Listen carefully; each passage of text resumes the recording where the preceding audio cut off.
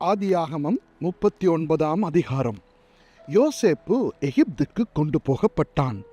பார்வோனுடைய பிரதானியும் தலையாரிகளுக்கு அதிபதியுமாகிய போத்திபார் என்னும் எகிப்து தேசத்தான் அவனை அவ்விடத்துக்கு கொண்டு வந்த இஸ்மவேலரிடத்தில் விலைக்கு வாங்கினான். கர்த்தர் யோசேப்போடே இருந்தார். அவன் காரிய சித்தி உள்ளவனானான்.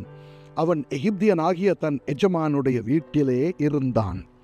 கர்த்தர் அவனோடே இருக்கிறார் என்றும் அவன் செய்கிற யாவையும் கர்த்தர் வாய்க்க பண்ணுகிறார் என்றும் அவன் எஜமான் கண்டு யோசேப்பினிடத்தில் தயவு வைத்து அவனை தனக்கு ஊழியக்காரனும் தன் வீட்டுக்கு விசாரணைக்காரனுமாக்கி தனக்கு உண்டான யாவற்றையும் அவன் கையில் ஒப்புவித்தான். அவனை தன் வீட்டுக்கும் தனக்கு உண்டான எல்லாவற்றிற்கும் விசாரணைக்காரனாக்கினது முதற்கொண்டு கர்த்தர் யோசேப்பு நிமித்தம் அந்த எகிப்தியன் வீட்டை ஆசீர்வதித்தார். வீட்டிலும் வெளியிலும் அவனுக்கு உண்டானவைகள் எல்லாவற்றிலும் கர்த்தருடைய ஆசீர்வாதம் இருந்தது.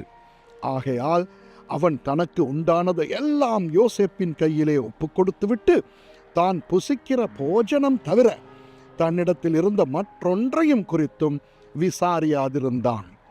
யோசேப்பு அழகான ரூபமும் சௌந்தரிய முகமும் உள்ளவனாயிருந்தான். சில நாள் சென்ற பின் அவனுடைய எஜமானின் மனைவி யோசேப்பின் மேல் கண் போட்டு, என்னோடைய சயனி என்றாள். அவனோ தன் எஜமானுடைய மனைவியின் சொல்லுக்கு இணங்காமல் அவளை நோக்கி, இதோ வீட்டிலே என்னிடத்தில் இருக்கிறவைகளில் யாதொன்றையும் குறித்தும் என் ஆண்டவன் விசாரியாமல் தமக்கு உண்டான எல்லாவற்றையும் என் கையில் ஒப்பித்திருக்கிறார். இந்த வீட்டிலே என்னிலும் பெரியவன் இல்லை. நீ அவருடைய மனைவியாய் இருக்கிறபடியால் உன்னை தவிர வேறொன்றையும் அவர் எனக்கு விலக்கி வைக்கவில்லை. இப்படி இருக்க நான் இத்தனை பெரிய பொல்லாங்குக்கு உடன்பட்டு தேவனுக்கு விரோதமாய் பாவம் செய்வது எப்படி என்றான். அவள் நிமித்தம் நித்தம் யோசேப்போடு இப்படி பேசிக்கொண்டு வந்தும் அவன் அவளுடனே சயனிக்கவும் அவளுடனே இருக்கவும் சம்மதிக்கவில்லை. இப்படி இருக்கும் போது ஒரு நாள் அவன் தன் வேலையை செய்கிறதற்கு வீட்டுக்குள் போனான். வீட்டு மனிதரில் ஒருவரும் வீட்டில் இல்லை. அப்பொழுது அவள் அவனுடைய வஸ்திரத்தை பற்றி பிடித்து, என்னோடே சயனி என்றாள். அவனோ தன் வஸ்திரத்தை அவள் கையிலே விட்டு வெளியே ஓடிப்போனான். அவன் தன் வஸ்திரத்தை அவள் கையிலே விட்டு வெளியே ஓடி போனதை அவள் கண்டபோது அவள் தன் வீட்டு மனிதரை கூப்பிட்டு, பாருங்கள், எபிரேய மனுஷன் நம்மிடத்தில் சரசம் பண்ணும்படிக்கு அவனை நமக்குள் கொண்டு வந்தார். அவன் என்னோடே சயனிக்கும் படிக்கு என்னிடத்தில் வந்தான். நான் மிகுந்த சத்தமிட்டு கூப்பிட்டேன். நான் சத்தமிட்டு கூப்பிடுகிறதை அவன் கேட்டு தன் வஸ்திரத்தை என்னிடத்தில் விட்டு வெளியே ஓடி போய்விட்டான் என்று சொன்னாள்.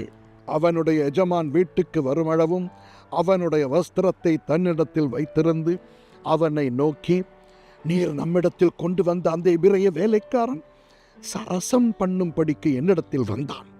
அப்பொழுது நான் சத்தமிட்டு கூப்பிட்டேன். அவன் தன் வஸ்திரத்தை என்னிடத்தில் விட்டு வெளியே ஓடிப்போனான் என்றாள். உம்முடைய வேலைக்காரன் எனக்கு இப்படி செய்தான் என்று தன் மனைவி தன்னோடே சொன்ன வார்த்தைகளை அவனுடைய எஜமான் கேட்டபோது அவனுக்கு கோபம் மூண்டது. யோசேப்பின் எஜமான் அவனை பிடித்து ராஜாவின் கட்டளையால் காவலில் வைக்கப்பட்டவர்கள் இருக்கும் சிறைச்சாலையிலே அவனை ஒப்புவித்தான். அந்த சிறைச்சாலையில் அவன் இருந்தான்.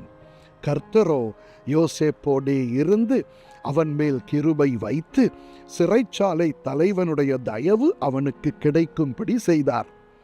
சிறைச்சாலை தலைவன் சிறைச்சாலையில் வைக்கப்பட்ட யாவரையும் யோசேப்பின் கையிலே ஒப்புவித்தான். அங்கே அவர்கள் செய்வதெல்லாவற்றையும் யோசேப்பு செய்வித்தான். கர்த்தர் அவனோடே இருந்தபடியினாலும் அவன் எதை செய்தானோ அதை கர்த்தர் வாய்க்க பண்ணினபடியினாலும் அவன் வசமாயிருந்த யாதொன்றையும் குறித்து சிறைச்சாலை தலைவன் விசாரிக்கவில்லை. ஆமென்.